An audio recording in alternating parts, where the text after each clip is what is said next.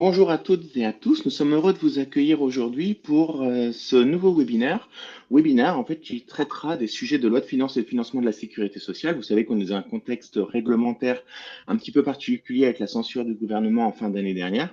Donc on reviendra sur le calendrier réglementaire, on s'arrêtera sur les mesures qui ont un impact ou non d'ailleurs dans SILA-Pay et on fera un focus et on plongera un petit peu dans le monde des CRM et des contrôles qui sont associés à ces CRM. Donc pour ce faire, je ne serai pas tout seul, je serai accompagné de Myriam, Louise et Marielle. Bonjour les filles. Bonjour à Bonjour. tous. Bonjour à tous. Et je vous propose qu'on parcourt rapidement notre ordre du jour. Non, avant de passer à l'ordre du jour, pardon, petit rappel, le support sera disponible sous 48 heures dans la communauté et dans les en ligne et également en mail retour de votre inscription à ce webinaire. Et vous retrouverez le replay également disponible aux mêmes endroits d'ici le tout début de semaine prochaine. Voilà, et donc d'un point de vue sommaire, aujourd'hui, qu'est-ce que nous allons évoquer avec vous? Donc je vous l'ai dit, on fera un tour d'horizon de tout ce qui est loi de finances et financement de la sécurité sociale. On étendra un petit peu notre vision réglementaire sur d'autres aspects législatifs qui vont nous concerner dans les prochaines semaines. Et on fera une plongée dans le monde des CRM avec une visu de la norme NeoRest, en quoi ça consiste et quel est le calendrier qui se présente à nous d'ici cette année et jusqu'à 2028-2029, et de focus sur des anomalies qui sont très importantes à nos yeux et sur lesquelles on souhaite partager avec vous les outils qu'on a mis en place et les corrections qui peuvent être amenées. Donc Louise, je te propose qu'on commence tout de suite notre petit tour d'actualité avec la loi de finances pour 2025 et que tu nous précises un petit peu dans quel contexte elle est née, cette loi, en fait, et quelles sont, en fait, d'après les actualités qui vont nous concerner. Oui, donc en effet, la loi de finances pour 2025 a suivi un calendrier inhabituel et du coup a subi de multiples versions pour finalement être promulguée le 14 février 2025 et publiée au journal officiel le 15 février 2025. Il restera quand même des dispositions qui vont nécessiter des décrets d'application pour plus de précision sur certains points. Donc, on va commencer par les exonérations sociales et fiscales des pourboires. Donc, ça reste une prolongation du régime de faveur jusqu'à fin décembre 2025. Les salariés qui sont concernés sont ceux des commerces en contact avec la clientèle et notamment le secteur HCR, mais aussi tous les autres secteurs d'activité qui pratiquent le pourboire, tels que la coiffure, les taxis, les théâtres et les casinos. Et cela concerne les salariés qui perçoivent une rémunération inférieure à 1,6 SMIC. Donc, la loi de finances, elle énonce que les pourboires remis volontairement par les clients sont exonérés de cotisations et contributions sociales, ainsi que d'impôts sur le revenu. Et d'un point de vue logiciel, du coup, comment cela se traduit? Ça se traduit avec la modification du profil de prime qui existait déjà, pourboire central. Donc, ce profil de prime sert à gérer les pourboires centralisés. Donc, il a subi 3 modifications. Une première toute simple pour allonger le dispositif. Mais il y a une période en fait où la loi de finances ne s'appliquait pas depuis le 1er janvier jusqu'à sa promulgation. Donc cette période était, quelque part, les pourboires de cette période n'étaient pas exonérés. Donc on vous propose une régularisation automatique sur le premier mois de paye qui suit la mise à jour du logiciel. Alors je vous explique un petit peu comment ça se passe. Si vous aviez clôturé janvier, je pense que c'était le cas de tout le monde, et pas la paye de février, la paye de février va récupérer les pourboires centralisés de janvier et de février pour venir appliquer l'exonération qui aurait dû être faite en totalité sur le mois de février. Si vous aviez clôturé la paye de février, pas de panique. Sur la paye du mois de mars, celle qui arrive, le système ira récupérer janvier, février et mars et vous appliquera l'exonération de cotisation sur la paye de mars. C'est l'exemple qu'on retrouve ici dans le bulletin de paye qu'on vous a mis à l'écran. On a 450 euros de pourboire centralisé. Donc, en fait, ces 450 euros concernent le mois de janvier, février et mars à hauteur de 150 euros par période. Et on voit bien que l'assiette de cotisation de 2114 euros normalement, si on aurait traité juste mars, elle aurait été réduite de 150 euros. Mais comme on traite la régularisation avec, l'assiette est réduite jusqu'à hauteur de 1664 euros, qui correspondent bien à les régularisations de février et de janvier, et de mars, en fait, et de l'application de l'exonération de mars. Donc, on vous a mis ce mémo sur le bulletin de paye pour un petit peu détailler les mois et les sommes de pourboire centralisés. Et on vous a également ajouté un print en haut de bulletin de paye pour dire sur ce bulletin, il y a une régulation qui s'applique depuis quand, donc là janvier dans notre cas, et quel montant de régularisation on applique. Si pour une raison ou une autre, vous ne voulez pas de cette régularisation, ce n'est pas un problème, vous pouvez la neutraliser. Pour cela, le système est intelligent. En fait, il va détecter que vous êtes sur un bulletin avec des pourboires centralisés et qui subit une régularisation. Donc, une nouvelle colonne va apparaître dans les EVPay qui s'appelle ANREG Pourbe. Et donc, vous pouvez neutraliser la régularisation en saisissant 1 dans cette colonne. Si vous souhaitez l'appliquer plus tard, il suffit juste de venir défaire le 1 que vous avez saisi et sur la prochaine paye que vous allez faire tourner après enlever ce 1 dans cette colonne, et bien les régularisations vont s'appliquer de façon automatique comme on le voit ici. Ensuite, on va parler des frais de transport domicile-lieu de travail. Donc là, pareil, on est sur une prolongation du régime de faveur pour une fin au 31 décembre 2025. Donc pour rappel, il y a une possibilité pour les employeurs du secteur privé de bénéficier sur la fraction de prise en charge allant de 50% à 75% du même régime social et fiscal que pour la prise en charge obligatoire de 50%. On vous a fait aussi également un rappel sur la tolérance BOSS qui est toujours en vigueur et qui énonce que si la prise en charge de l'employeur excède le montant de la prise en charge obligatoire, cette part de prise en charge facultative est exonérée dans la limite des frais réellement engagés par le salarié. Et donc, comment ça se traduit dans le logiciel? De façon tout simple, on a réaugmenté le plafond d'exonération à 75%. Et de la même façon que pour les pourboires centralisés, on vous propose une régularisation automatique de janvier sur février ou de janvier-février sur le mois de mars. Donc, c'est le bulletin qu'on voit ici à l'écran. Donc, ce bulletin, je vais vous prendre le temps de vous le détailler. Donc, c'est quelqu'un qui a une prise en charge par son employeur à hauteur de 80%. Donc, on voit sur les lignes basses du bulletin les F07 points et F07 du bas du bulletin de paye. On voit l'exonération à hauteur de 75% et les 5% non exonérés puisque la loi plafonne à 75%. Et on retrouve en fait sur les lignes qu'on a taguées régule, l'exonération complémentaire de 25% qui concerne le mois de janvier et l'exonération qu'on n'a pas pu appliquer sur le mois de janvier puisque la loi n'était pas encore prolongée. Enfin, on va parler des rachats de jours et demi-jours de repos acquis ou monétisation des RTT. Donc, on est sur une prolongation également du régime de faveur, par contre pour une fin au 31 décembre 2026. Donc, on applique le même régime social et fiscal de faveur que pour les heures supplémentaires. Et pour rappel, il y a une exonération salariale des cotisations, une exonération d'impôt dans la limite de 7 500 € et une déduction forfaitaire patronale selon l'effectif de la société. Et donc là, de façon très simple, on a juste changé la date de fin de validité du profil RTT LFR de 22, pardon. Donc, rien de plus à faire de votre part, juste continuer à saisir dans ce profil comme vous aviez l'habitude de le faire les autres années. Il est prolongé et son effet en paye continuera de s'appliquer. Enfin, concernant les bassins d'emploi redynamisés et les zones France Ruralité Revitalisation, donc ZFRR, on est toujours sur une prolongation du régime de faveur pour une fin au 31 décembre 2027. Donc, petit rappel, depuis le 1er juillet 2024, on parle de ZFRR et du coup anciennement ZRR. Donc, on est toujours dans l'attente d'un arrêté qui va lister les communes pouvant bénéficier de cette exonération. Certaines communes classées autrefois en ZRR n'ont pas été reclassées en ZFRR du fait de certains critères. Donc, la loi de finances a choisi de sécuriser la situation de ces communes afin qu'elles bénéficient des effets du classement en ZFRR rétroactivement à compter du 1er juillet 2024. Et bien sûr, le bénéfice des effets de ce classement est prolongé, donc, comme je vous l'ai dit, au 31 décembre 2027. Concernant les bassins d'emploi redynamisés, c'est sous certaines conditions et pendant une certaine durée. Il existe 2 zones actuellement qui sont, il me semble, dans l'Est de la France. Et le 31 décembre 2027 est la date limite d'implantation des sociétés pour bénéficier de cette exonération. Et donc, le pendant côté logiciel, c'est que sur les BER, il n'y a pas d'impact, en fait. Ça continue de vivre comme ça existait avant.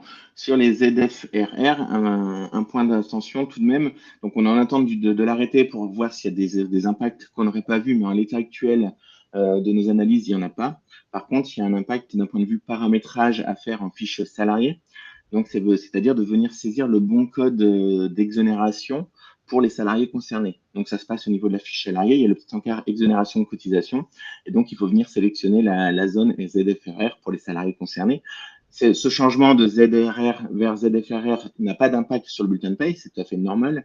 Le seul impact que vous allez détecter en faisant ce changement, c'est d'un point de vue CTP-DSN, puisque ce CTP sert en fait à l'administration pour savoir le salarié de quelle exonération il dépend. Et donc, c'est le seul changement que vous pourrez noter. On attend toutefois la liste des communes et on vous proposera une petite analyse d'activité pour vous aider à identifier les salariés éligibles en fait. Voilà, ça n'existait pas jusqu'à présent. Là, la liste va être publiée, donc on prévoit de vous donner une petite analyse d'activité pour voir les salariés éligibles qui habitent dans l'une des communes qui est listée dans le dispositif. Enfin, on est sur une fin du régime de faveur concernant la taxe d'apprentissage pour les mutuelles. Donc, ce sont les sociétés qui sont concernées, sont les mutuelles qui sont régies par les livres 1er et 3 du Code de la mutualité. Et ces mutuelles faisaient partie de la liste des employeurs qui n'étaient pas redevables de la taxe d'apprentissage. Mais depuis, du coup, la promulgation de la loi de finances pour 2025, elles sont désormais soumises aux règles de droit commun et soumises, du coup, à la taxe d'apprentissage. Cependant, il faut juste bien souligner que les rémunérations versées à leurs apprentis sont exonérées de taxes, quel que soit l'effectif de la mutuelle. On est quand même toujours dans l'attente de précision concernant la date d'application, parce que la loi est silencieuse sur ce sujet. Et si elle est silencieuse, normalement, c'est l'application au lendemain de la publication au journal officiel de la loi de finances. Sauf que, comme vous le savez, la taxe d'apprentissage est annuelle, donc on attend des précisions à ce sujet. Et en conséquence, du coup, dans le logiciel, on va venir désactiver le code 016, qui est le motif d'exonération de la taxe d'apprentissage. Donc, ça se passe au niveau de la fiche établissement. Vous avez l'encart taxe d'apprentissage dans lequel vous pouvez dire « Je suis exonéré de taxe d'apprentissage puisque je suis une mutuelle que j'appellerai employeur par raccourci de langage. » Donc, ce code motif ne sera plus sélectionnable à partir de 2025, ce qui aura pour effet, en fait, de déclencher la cotisation de taxe d'apprentissage, la taxe d'apprentissage en elle-même, sur les bulletins à partir du 1er mars. Comme vient de l'évoquer Louise, on n'a pas encore les précisions concernant la profondeur d'application. Est-ce que c'est à partir du 1er mars ou est-ce qu'il faudra remonter, puisqu'on est sur un dispositif annuel, est-ce qu'il faudra remonter jusqu'au 1er janvier? Donc, on vous proposera cette fois non pas une régularisation automatique, comme on a vu avant, mais plutôt un profil de régularisation qui vous permettra de sélectionner en fait jusqu'où vous voulez remonter en termes de profondeur de régularisation et de déclenchement de la taxe d'apprentissage.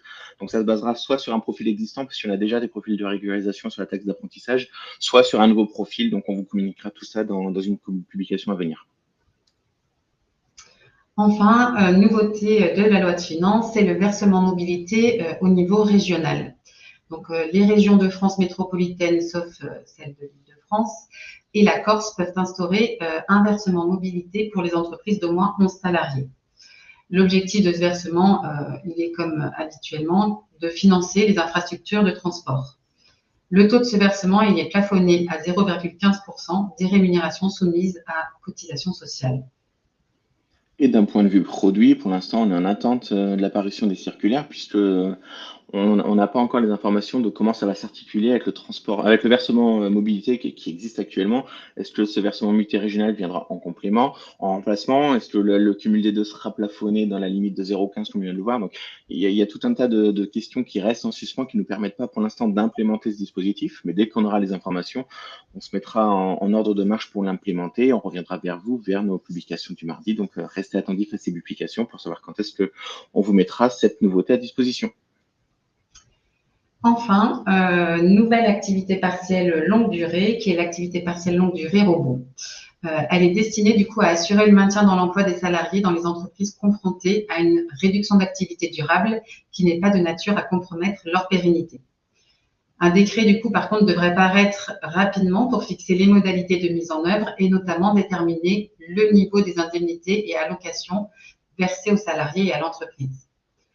On sait déjà quand même que le gouvernement a annoncé une prise en charge partielle des salariés par l'État et l'UNEDIC avec un reste à charge de l'employeur de 15%, dans la limite de 40% du temps chômé.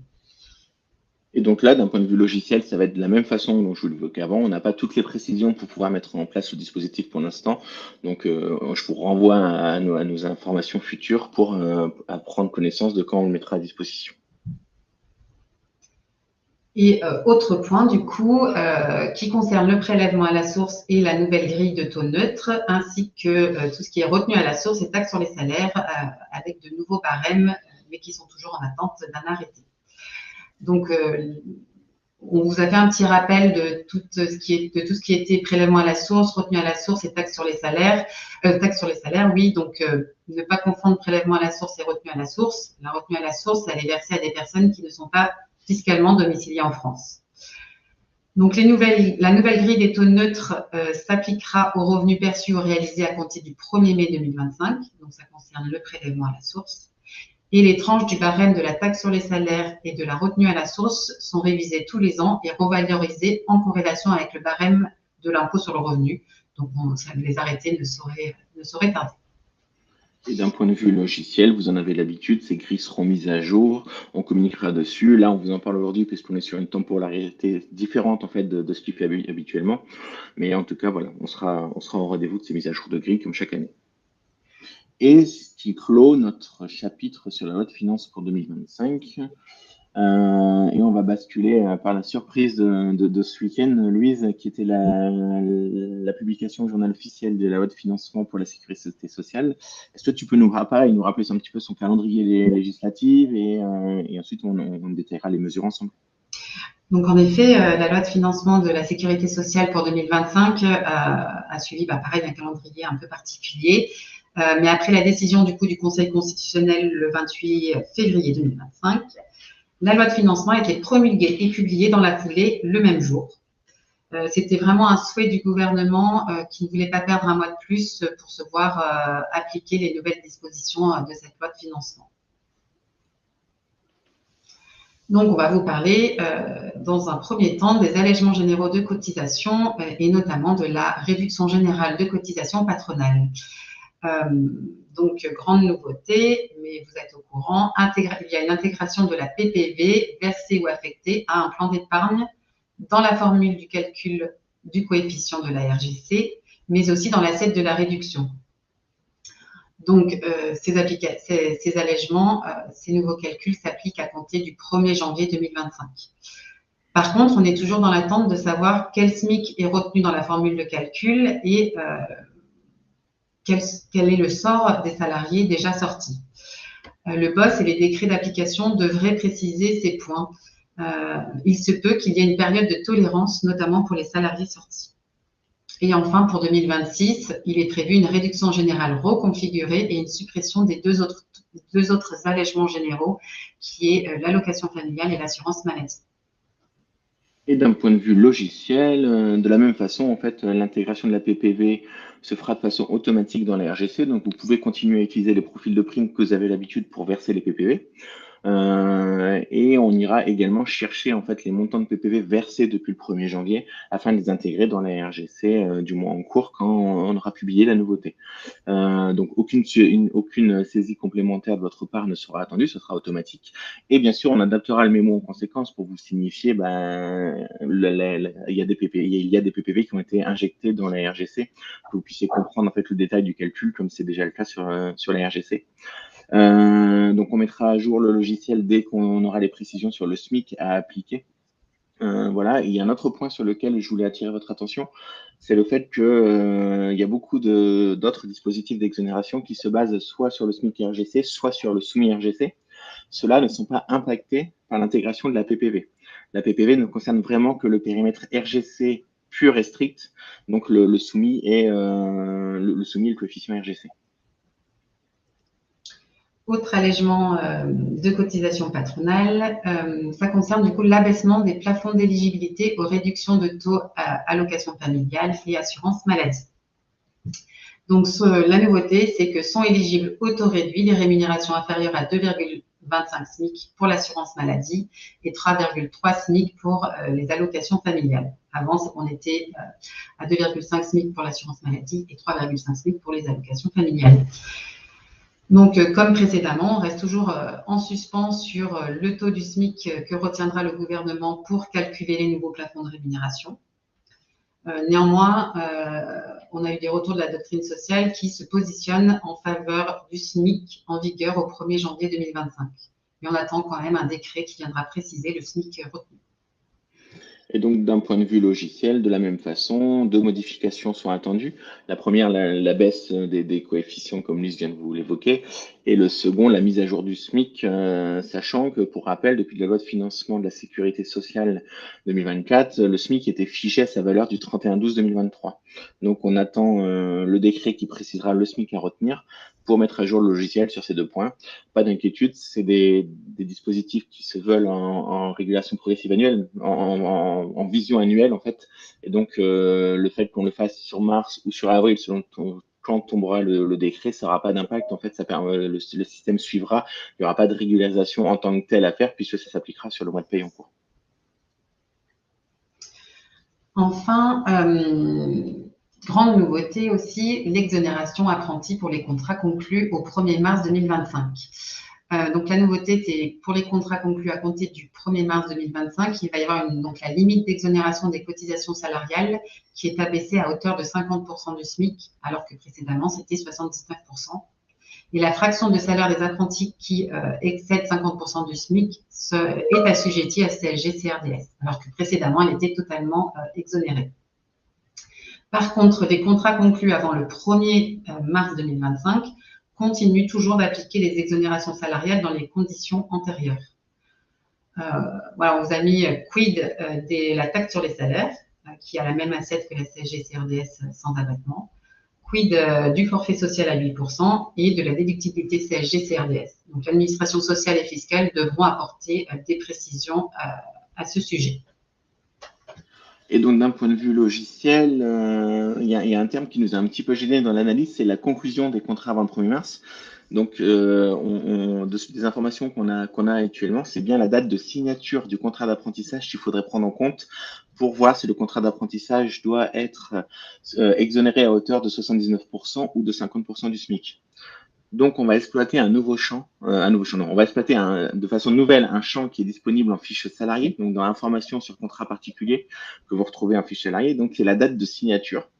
Donc, si cette date de signature est avant le 1er mars, on continuera d'appliquer des exonérations à hauteur de 79% du SMIC et sans assujettissement à CSG-CRDS. Par contre, si cette date de signature est égale au 1er mars ou après le 1er mars, on viendra appliquer les nouvelles dispositifs que Louise vient de vous détailler.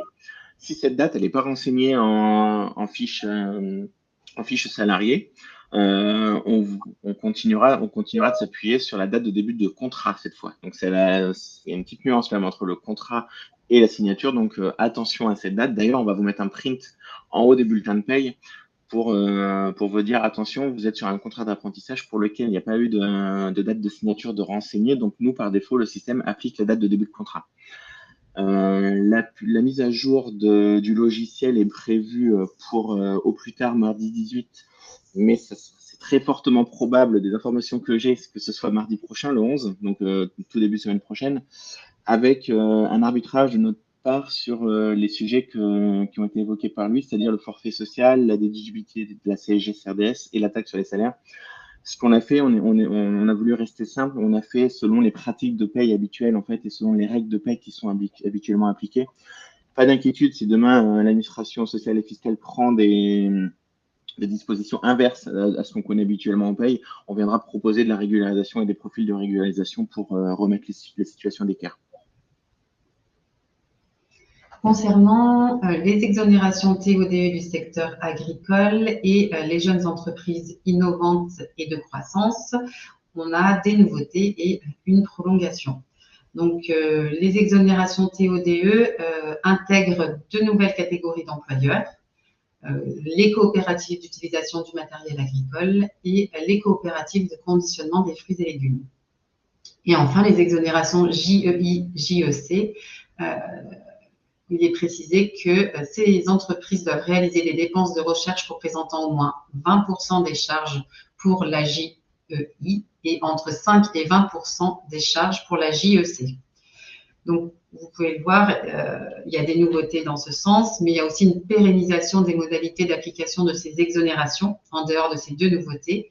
Donc, pas d'impact, comme le disait précédemment Jérémy, de la PPB dans la prise en compte des rémunérations pour le calcul de ces exonérations. En effet, oui, la TODE faisait partie des exonérations que je visais dans Dans mon intervention précédente. Donc, pour la TODE, il n'y a pas d'impact logiciel dans le sens qu'il n'y a pas besoin de modifier SILAE d'un point de vue technique pour le mettre en conformité. Par contre, il est nécessaire de faire des modifications en fiche salariée, donc de faire de la saisie, et notamment le code 08, qui est l'exonération TODE, pour les salariés concernés par les 2 nouvelles catégories d'employeurs que lui vient de vous citer, donc afin qu'ils bénéficient de cette exonération TODE. Pour le début d'année, on va vous mettre à disposition un profil de régularisation qui permettra de faire 2 choses. Un, d'annuler la RGC, puisque quand un salarié arrive en fin de droit sur la TODE ou qu'un salarié n'est pas éligible à la TODE, il bénéficie de la RGC. Donc, on viendra annuler la RGC éventuellement calculée depuis le début de l'année pour les salariés et on viendra régénérer de l'exonération TODE par-dessus, tel que ça aurait été fait si la loi de financement avait été publiée plus tôt. Et sur les GU et GEC, il n'y a pas d'impact côté produit. Enfin, concernant le taux de la contribution patronale sur les actions gratuites, petit rappel, donc l'attribution d'actions gratuites permet aux sociétés d'octroyer gratuitement à leurs salariés et dirigeants des actions, tout en bénéficiant du régime social et fiscal de faveur. La loi de financement relève le taux de 20% à 30% à compter du 1er mars 2025. Et ce nouveau taux, il est applicable au moment de l'acquisition définitive de l'action. Et côté produit, on est sur quelque chose d'habituel. En fait, on a déjà des profils existants autour de l'acquisition d'actions gratuites. Donc, ils commencent par action XXX, XXX étant remplacé par des caractères selon le profil. On va vous proposer un nouveau profil, en fait, qui correspondra à la nouveauté évoquée par Louise. Donc, vous le retrouvez, il commencera par Louise, on communiquera dessus dans la publication. Voilà, pas de changement par rapport à ce que vous connaissez, juste un nouveau profil pour appliquer ce que veut la loi de financement. Nouveauté également dans la loi de financement de la sécurité sociale pour 2025, il y a un nouveau mode de calcul pour l'effectif de la sécurité sociale. Donc, précédemment, les salariés qui étaient mis à disposition par un groupement d'employeurs étaient comptabilisés dans l'effectif du groupement et non dans l'entreprise d'accueil. La loi de financement est revenue sur ce mode de calcul parce qu'ils avaient un impact au niveau des groupements d'employeurs sur le FNAL, le versement mobilité et le forfait social et d'autres cotisations liées à l'effectif. Donc, à compter du 1er janvier 2025, les salariés mis à disposition par un groupement d'employeurs ne sont pas pris en compte dans l'effectif de ce groupement d'employeurs, sauf pour l'application des dispositions relatives à la tarification des risques AT-MP. Et au niveau des entreprises d'accueil, pas de changement, les salariés mis à disposition par un groupement d'employeurs ne sont pas pris en compte. Et côté logiciel, on vous proposera une adaptation du calcul des effectifs qui est effectué par Mail et gestionnaire de paye dans les prochaines semaines. Donc, ce calcul, il est existant, on vous le mettra à jour. Par contre, il y a un point d'importance, c'est que même si SILAE propose des calculs et qu'on les maintient, les seuls effectifs qui font référence, c'est ceux transmis par les organismes et par l'URSSAF, notamment via le CRM 118. Donc, ces derniers sont réceptionnés via SILAE, ils sont intégrés directement dans l'écran des effectifs à SILAE.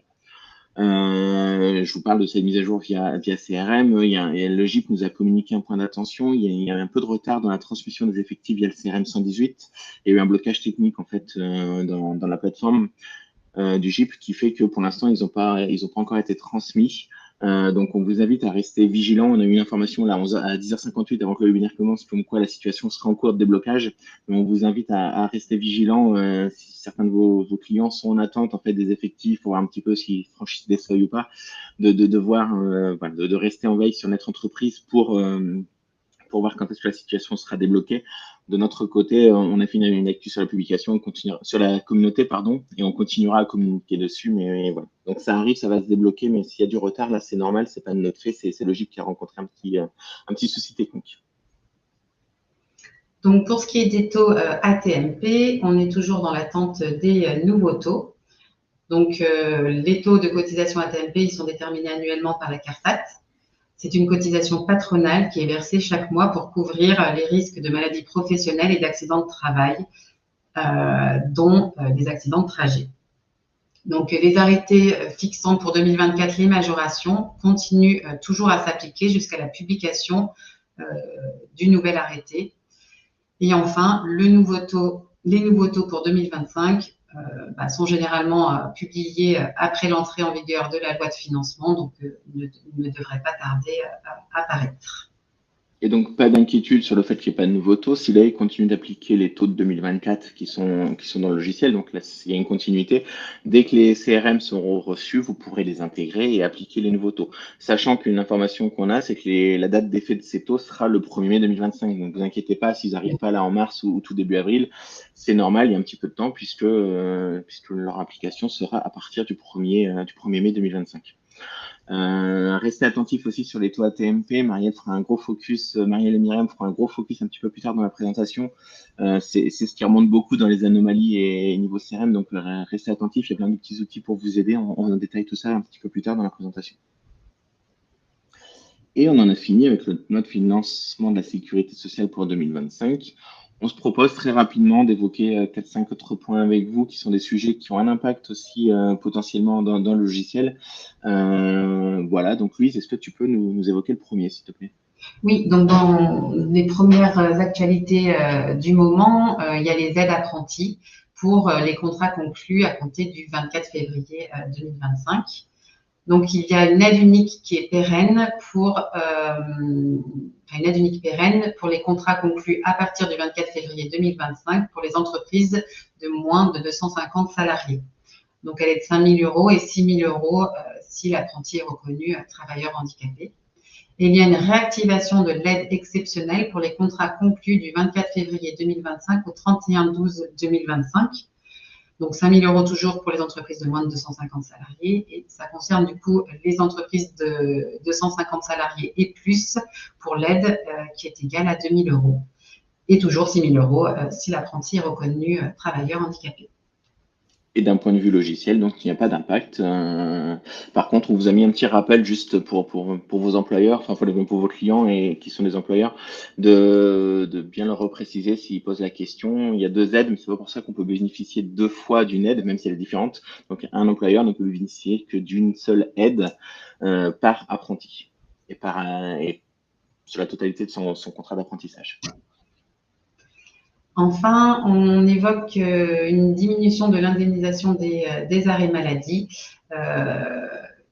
Donc, cette diminution du montant des indemnités journalières de la sécurité sociale maladie aura des impacts au niveau des entreprises, des salariés de moins d'1 an d'ancienneté et des prévoyances. Parce que du coup, étant moins indemnisés par la sécurité sociale, ils devront compléter d'eux-mêmes.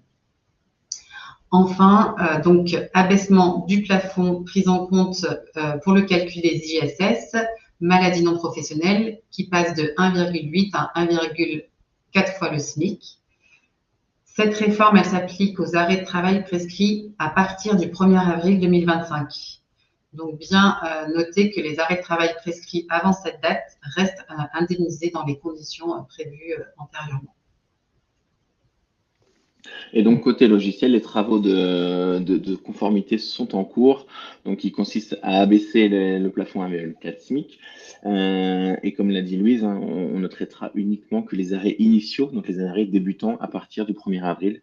Pour les anciens existants et ceux qui seraient prolongés, on continuera à rester sur 1,8 SMIC. Enfin, vous avez pu voir, il y a une loi d'urgence pour Mayotte qui a été publiée au journal officiel le 25 février 2025 et qui précise que jusqu'au 30 juin 2025 sont suspendus le recouvrement forcé des sommes et pénalités de retard de paiement des impôts et des cotisations sociales, sont automatiquement maintenus les droits et prestations sociales, sont accordés ou maintenus les aides personnelles au logement, et il est possible de mettre en place des plans d'appurement des cotisations sociales. Enfin, l'article 33 relatif à l'activité partielle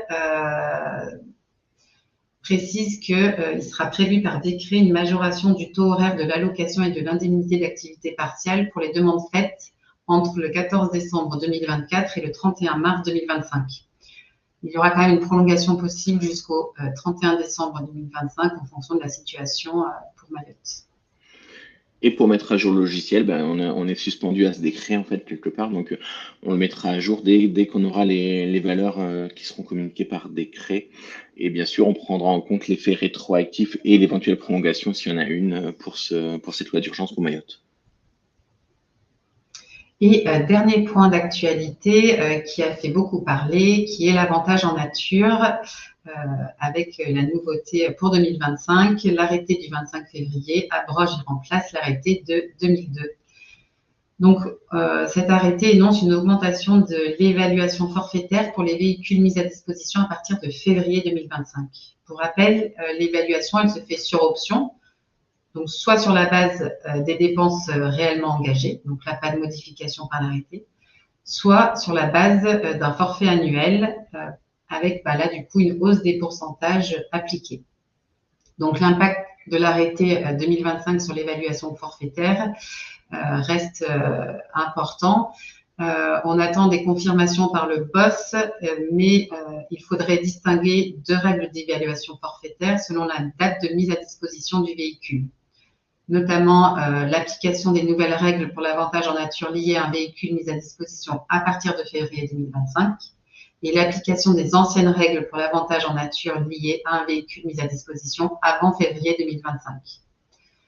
Cependant, il y a toujours l'application de règles dérogatoires pour les véhicules qui fonctionnent exclusivement au moyen d'énergie électrique, et ce jusqu'au 31 décembre 2027. Et côté logiciel, il n'y a pas d'impact dans le sens où on ne gère pas en fait l'évaluation forfaitaire pour les véhicules. Donc, on vous invite, si cette fonctionnalité pourrait vous intéresser et vous aider dans la gestion de vos quotidiens, à venir poster l'idée sur notre module d'idéation de la communauté et de soumettre l'idée de développement, de venir voter dessus si vous êtes plusieurs intéressés afin qu'on puisse étudier une éventuelle mise en place dans le logiciel. Et on a terminé notre overview, notre petit tour de paysage sur l'actualité réglementaire du moment. Et je vous propose maintenant, avec Myriam et Marielle, de faire une plongée dans le monde des CRM, et notamment sur les outils en fait d'analyse qu'on vous met à disposition pour aider à comprendre et à corriger les anomalies qui sont remontées par les CRM. Donc Myriam, est-ce que tu pourrais d'abord nous rappeler un petit peu dans quel contexte ça se place, qu'est-ce que c'est ces CRM NeoRes, quelles sont les perspectives de roadmap et de vision sur ces outils CRM et ce qu'on peut en faire dans le futur, s'il te plaît. Oui, Jérémy. Oui, alors voilà maintenant 2 ans que nous vous parlons des CRM normalisés à chaque occasion ou presque, et que nous insistons notamment sur la nécessité d'intégrer l'analyse des contrôles, enfin des anomalies que remontent ces contrôles dans votre cycle de paye, parce que ces contrôles vont devenir de plus en plus prégnants. Vous allez le comprendre pourquoi. Voilà, je vais passer par un état des lieux là, donc dans la slide que Jérémy vous propose, des opérations passées, présentes et enfin des passées en cours et à venir. Ensuite, je présenterai le processus de fiabilisation complet mis en place par l'URSSAF, et enfin je terminerai par un exposé des étapes à venir à court terme et à moyen terme. Voilà, donc là voilà, je vous présente un peu les derniers événements en remontant à ce fameux rapport du Sénat de juillet 2023 qui, à partir d'un échantillon assez révélateur pris au sein des DSN intégrés entre février et avril 2023 dans la base de contrôle des URSSAF, donc sur un peu plus de 5 millions de DSN de cet échantillon, 500 000 présentaient au moins une anomalie en données individuelles, ce qui représente 10% des DSN. Et la donnée individuelle, comme son nom l'indique, elle touche l'individu, donc le salarié, et donc potentiellement, elle risque de fausser ses droits. Voilà, et il y a aussi donc une statistique sur les anomalies en données agrégées qui est aussi de l'ordre de 7%. Donc et la donnée agrégée, là, c'est le montant des cotisations et contributions dues par les employeurs et qui financent ces prestations. Voilà, donc d'où l'importance, d'après ce rapport, de garantir la fiabilité des données utilisées pour le calcul des droits et pour le versement des cotisations et des contributions. Donc le rapport préconise parmi l'ensemble de ces propositions, deux propositions qui nous intéressent spécifiquement dans le sujet qui nous occupe, qui nous préoccupe, de permettre l'émission de DSN de substitution lorsque le déclarant ne procède pas à la correction des anomalies. Donc la DSN de substitution, vous le verrez, je l'expliquerai un petit peu plus tard, elle va avoir un périmètre plus restreint que l'intégralité des contrôles. Il y a un champ de contrôle dédié à la DSN de substitution. Et en parallèle, d'instaurer, voilà, le Sénat propose également d'instaurer une labellisation des logiciels de paie. Ces 2 propositions ont été retenues, c'est-à-dire que ça va être mis en œuvre et pour mettre en œuvre ces propositions, 2 instances ont été créées. Donc c'est un décret de décembre 2023 et un arrêté de janvier 2024 qui sont venus les créer avec, donc il s'agit de la MIDS et du CSQ. Donc la MIDS, c'est la mission interministérielle données sociales et en son sein, un comité chargé de la simplification et la qualité des déclarations des données sociales qui, ont tracé une trajectoire pour la période 2024-2028. Au cours de cette, période donc, l'enjeu, c'est que conjointement avec le JIP-MDS, donc le JIP-MDS étant le maître, d'ouvrage de la DSN, donc de travailler à simplifier concrètement, les démarches déclaratives et de fiabiliser les données sociales avec un plan d'action et parmi les mesures qui vont être mises en œuvre, on a, un référentiel unique de contrôle métier, c'est-à-dire un référentiel qui aura vocation à répertorier l'intégralité des contrôles porté par l'ensemble des organismes dans les DSN mensuels. Donc, et ce référentiel finira par être publié. Et à partir de ce référentiel vont se déployer les contrôles dans les CRM normalisés. Voilà, donc là, c'est vraiment 2 chantiers parallèles et voilà, pour donner de la visibilité notamment aux déclarants et aussi à tous les utilisateurs des données de la DSN. Voilà, donc dans la foulée de la création de ces instances, la feuille de route de l'URSSAF pour les années 2024-2025 vient à son tour enfoncer le clou avec la nécessité de renforcer la qualité des données et notamment dans le cadre de sa mission de contrôle du montant net social, elle vient aussi travailler à lutter contre le non-recours des prestations et de réduire les cas de fraude.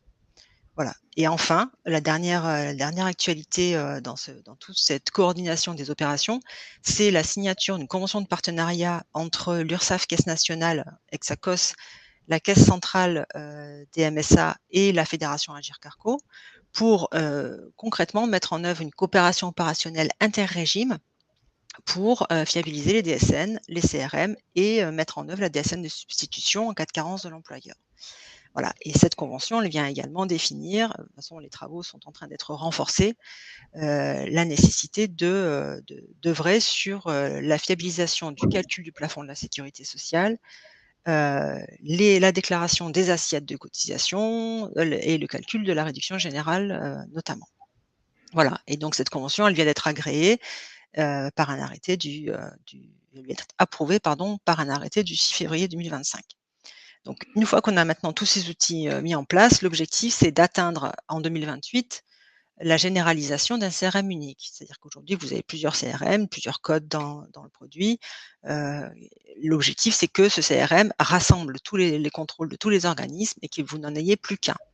Donc là, l'objectif, c'est 2028 et à l'issue de la généralisation de ce CRM unique, on généraliserait aussi la DSN de substitution interrégime en 2029.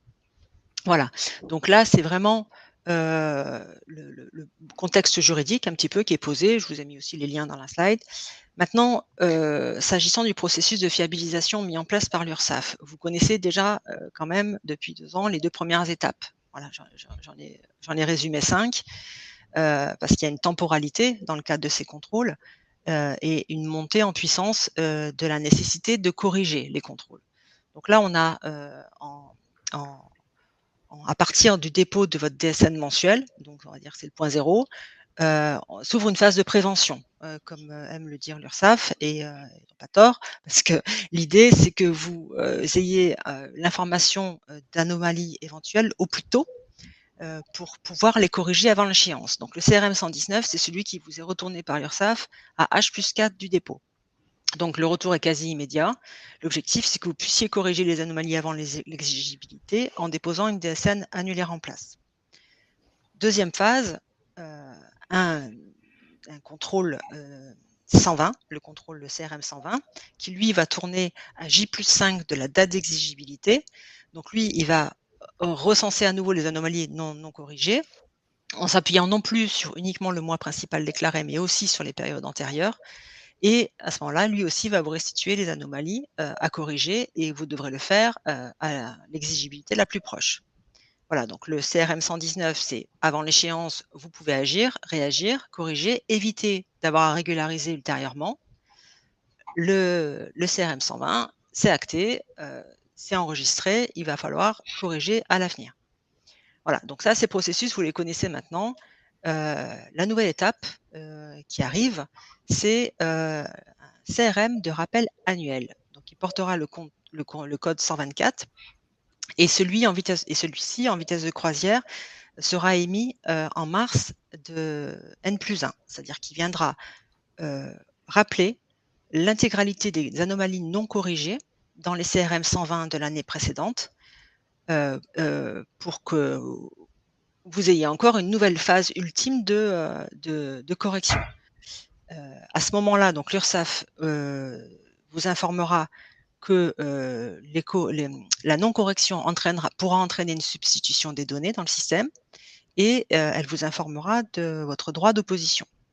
À partir de là, toujours pareil, soit le déclarant corrige les anomalies avant la substitution, soit il conteste les anomalies et il pourra à ce moment-là formaliser une opposition. Il pourra le faire au plus tard à la deuxième échéance déclarative après la notification du CRM de rappel annuel. À l'issue de cette opposition, donc l'URSSAF instruira la démarche et analysera le caractère motivé. Donc ça va se dérouler entre mars et juin de N+1. À l'issue de cette instruction, si la contestation était justifiée, tout s'arrête. Si l'URSSAF maintient sa position, à ce moment-là, et partant du principe qu'il n'y aura toujours pas eu de correction, l'URSSAF procédera à la correction elle-même. Donc, elle substituera les données en anomalie, elle émettra une DSN de substitution qui sera distribuée aux autres organismes pour que tous les systèmes intègrent les données substituées, et elle fera un retour au déclarant à travers un compte-rendu d'information qui viendra préciser quelles données ont été substituées et comment, bien évidemment. Et à ce moment-là, à charge pour le déclarant employeur de procéder éventuellement à des corrections en paye si les données substituées ont un impact sur le net à payer des salariés et sur d'éventuelles autres cotisations qui seraient interdépendantes. Voilà, donc là, c'est DSN de substitution, l'URSSAF corrige à votre place et vous fait un compte-rendu de retour d'information des données corrigées. Bien sûr, si la correction entraîne un recalcul des cotisations en faveur de l'URSSAF, une mise en demeure sera émise et à l'issue de cette mise en demeure, quand bien même on est post-substitution, une contestation sera toujours possible auprès de la commission de recours amiable. Donc, voilà le schéma complet. En parallèle de ce processus, bien sûr, vous avez aussi toutes les informations dans Suivi DSN, donc le tableau de bord du cotisant sur le site URSSAF, et vous avez les deux étapes un peu essentielles, un peu sensibles, que sont la notification du CRM de rappel et la substitution, qui feront également l'objet d'un flux supplémentaire, enfin d'un vecteur d'information supplémentaire au travers d'une notification. Donc voilà le processus global. Retenez que la DSN de substitution, elle a vraiment un caractère exceptionnel. C'est la dernière roue de secours, c'est l'ultime voie de recours pour l'URSSAF pour corriger et permettre un rétablissement des droits des salariés. Voilà. Oui, tu peux passer, Jérémy, merci. Et donc, voilà. Alors maintenant, si on concrètement, que va-t-il se passer dans les mois qui viennent? Là, je vous ai mis donc un calendrier avec le premier trimestre 2025, donc on se situe en mars 2025. Vous retrouvez dans la partie supérieure du tableau le processus de fiabilisation DSN que je viens de vous décrire dans la slide précédente, à savoir donc les CRM mensuels 119-120 qui tournent et le CRM 124 rappel annuel. Donc pour les CRM 119-120, je fais un petit focus parce qu'on a 2 lots qui arrivent et dans ces 2 lots de contrôle, vous savez que les contrôles donc sont mis en production à peu près tous les 6 mois par l'URSSAF et le nombre de contrôles augmente à ce moment-là puisque voilà, il y a un déploiement progressif des contrôles dans les CRM. Donc, vous avez un nouveau lot qui arrive là en mars 2025 qui contient 2 contrôles. Ces 2 contrôles, je vous ai mis la référence, vont porter sur le recalcul de l'assiette plafonnée des cotisations. Donc il y a une vérification du plafond de la sécurité sociale et une vérification des tranches de cotisation appliquées. Donc c'est la vérification des bases plafonnées pour les salariés à temps plein et pour les salariés à temps partiel. Le 3e contrôle qui arrive dans le 7e lot de juillet 2025, lui va aussi tourner sur la vérification des bases des salariés à temps partiel cotisant temps plein. Ces 3 contrôles qui arrivent tout prochainement en production sont ceux qui entrent dans le périmètre de la DSN de substitution, pardon, et eux seuls pour l'instant. La DSN de substitution, l'URSSAF sera fondée à éventuellement corriger des anomalies, pour l'instant uniquement en lien avec ces 3 contrôles. Voilà. Donc, une fois qu'on a posé le décor des 119-120, pour l'instant, on n'est pas trop perturbé, mais c'est le CRM NeoRes 124 qui, lui, va venir maintenant rentrer en ligne de compte.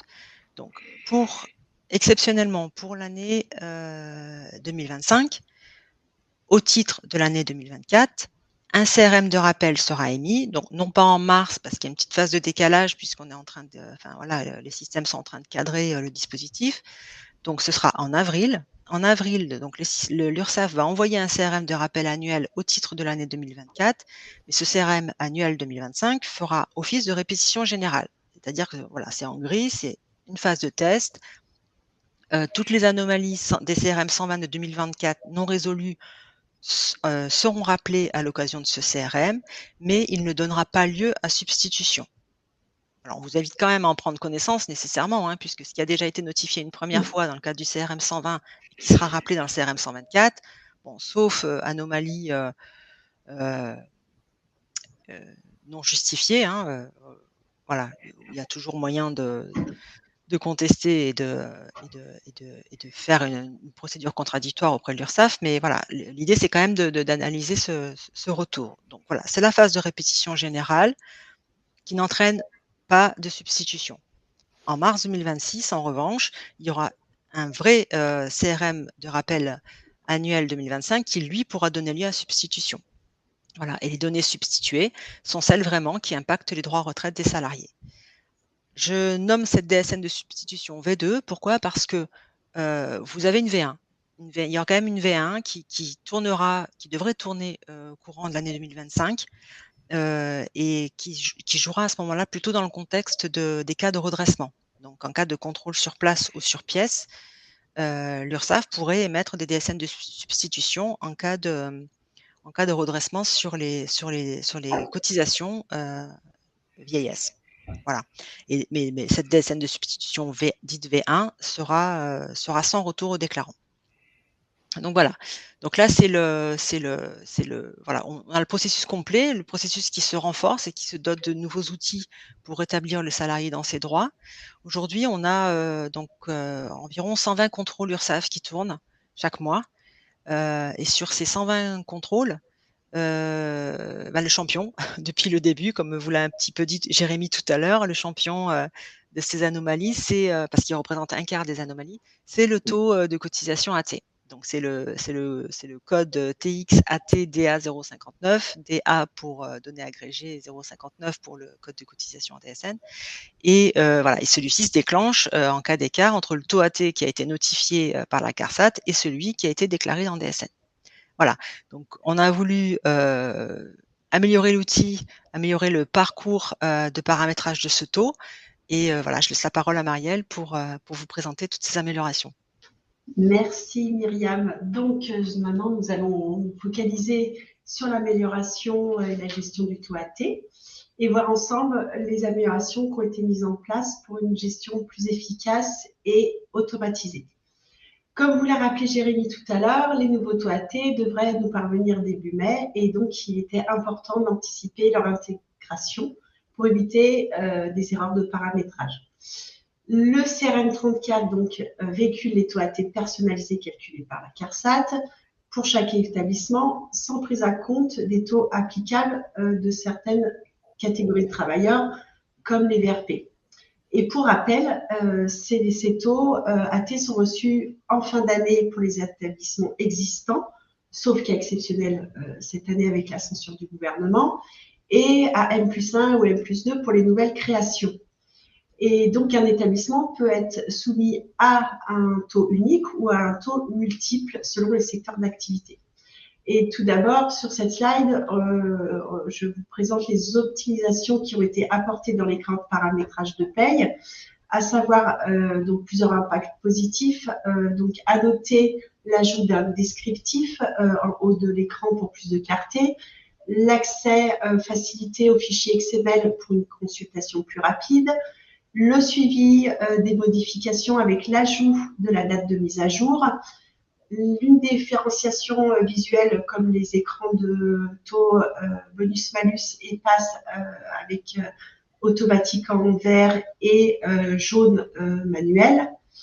Et ensuite, une alimentation automatique lors des imports de des scènes de montage avec le taux AT repris.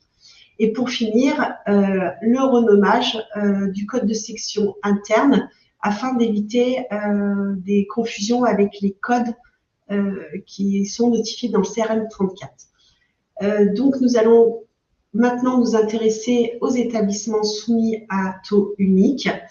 Et avant ces évolutions, lorsqu'un nouveau code risque était reçu, il n'était pas mis à jour automatiquement en fiche salariée, ce qui entraînait des erreurs de cotisation et donc des anomalies qui nécessitaient une correction manuelle. Et donc aujourd'hui, comme vous pouvez le voir en bas de la slide, la gestion est automatique sur les établissements avec taux unique, avec le code de section interne et le taux qui sont mis à jour automatiquement en fiche salariée et une régularisation est faite automatiquement en paye en DA5 sur l'année en cours, donc pour une meilleure fiabilité des calculs. Intéressons-nous maintenant, on va voir la gestion des établissements avec multitaux et 3 améliorations majeures ont été mises en place avec, en tout départ, une alerte visuelle sur les lignes. Cette évolution vous permet donc désormais de vous avertir lorsqu'une action est nécessaire et garantir une gestion proactive. Et ensuite, une affectation en masse des taux est possible maintenant via un clic droit sur la ligne et qui vous permet d'appliquer rapidement un taux à plusieurs emplois simultanément.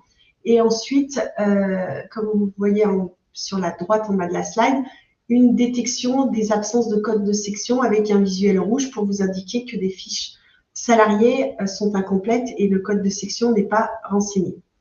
Et enfin, pour renforcer la réactivité et la gestion des anomalies, comme vous a indiqué Myriam, une dernière évolution a été intégrée avec une alerte visuelle qui vous permet de vous signaler une anomalie de taux ATDA 059 du CRM 119. Et donc, une pastille orange apparaît sur l'icône paramétrage de paye en haut de votre bandeau, sur l'endos, et vous permet d'accéder directement sur l'écran de paramétrage à l'écran d'affichage de l'anomalie NEORES du CRM 119. Cette centralisation donc, vous facilite le paramétrage et la résolution des erreurs afin de permettre de gagner en efficacité. Alors, éviter les anomalies et les corriger, éviter et corriger celles qui touchent les données de la paye, c'est bien, mais corriger les anomalies qui touchent l'identification des individus, c'est encore mieux, non? Tout à fait, Myriam. Merci pour cet enchaînement. Donc, nous allons maintenant vous présenter le nouvel assistant conçu pour faciliter justement la gestion de ces anomalies d'identité et donc optimiser le traitement du CRM 121. Donc, vous avez certainement dû le voir récemment. Aujourd'hui, dès qu'un CRM identité avec anomalie est reçu, le gestionnaire de paye est immédiatement averti avec comme objectif d'améliorer la gestion de ces anomalies et d'offrir davantage de réactivité. L'accès donc à l'assistant de correction se fait directement via le message d'alerte qui s'affiche dès l'ouverture du dossier. Et cette alerte vous informe que le Système national de gestion des identités, SNGI, a détecté une anomalie avec 2 types d'anomalies possibles. Donc, soit un individu a été reconnu avec des écarts, le cas 1, soit le cas 2, l'individu n'a pas été reconnu. Et vous avez donc la possibilité d'ignorer cette alerte et d'y revenir ultérieurement grâce à une barre d'action dédiée sur l'état d'avancement, comme vous pouvez le voir sur la salle. Concernant donc les individus reconnus, nous avons intégré une correction guidée et automatisée. Et cette nouvelle fonctionnalité vous permet donc une correction des anomalies individuellement ou en masse, avec des indicateurs visuels clairs qui vous facilitent le suivi, avec à traiter avec une pastille rouge pour les erreurs nécessitant une action de votre part et les traiter pour les corrections déjà effectuées. Les informations réunies, telles que le nom, la date de naissance et le NIR, sont donc mises en avant pour un repérage immédiat. Les données de référence SNG, comme vous pouvez le voir sur cette slide, apparaissent en bleu pour faciliter la correction et les données déclarées en DSN en écart apparaissent en rouge afin d'éviter toute confusion et d'identifier rapidement ces écarts. Et si une correction a déjà été effectuée entre l'envoi de votre DSN et le retour de flux, alors le statut s'affichera en noir avec un indicateur traité à coller une pastille verte. Donc, une avancée majeure dans la correction des anomalies a donc été mise en place. Et désormais, comme vous pouvez le voir, la fiche salarié et la DSN sont corrigées automatiquement en s'appuyant sur les données de référence du SNGI. Et une fois la correction validée, l'anomalie est donc supprimée automatiquement et vous évite toute intervention manuelle supplémentaire sur cet écran. Passons maintenant à la gestion des individus non reconnus. Pour faciliter cette gestion, un visuel clair et structuré a donc été mis en place sur cet écran et cette amélioration vous permet d'identifier rapidement les fiches salariés concernées avec un accès direct via un clic droit sur cet écran qui vous emmène directement sur la fiche salariée et vous permet une correction immédiate. Et pour finir, enfin, l'assistant ne se limite pas à la correction des anomalies. Il intègre donc un suivi centralisé permettant de piloter efficacement l'ensemble des actions avec un accès direct à l'écran de traitement des CRM NeoRes via un clic droit et donc une gestion centralisée au niveau dossier et domaine. Cet assistant donc intelligent rend la gestion des anomalies d'identité plus rapide, fluide et fiable pour finir sur cet assistant. Donc, si je devais résumer, Marielle, en quelques mots, moins d'erreurs, plus d'automatisation et on espère un réel gain de productivité et de confort pour les gestionnaires de paie qui nous écoutent. D'ailleurs, on voit que ce CRM 121 et les outils qu'on a mis en place ont été adoptés puisque des retours qu'on a des organismes, on constate une baisse en fait des anomalies remontées autour des identités. Donc, c'est plutôt positif en termes d'adoption et d'appréciation de la fonctionnalité et des effets positifs en fait générés.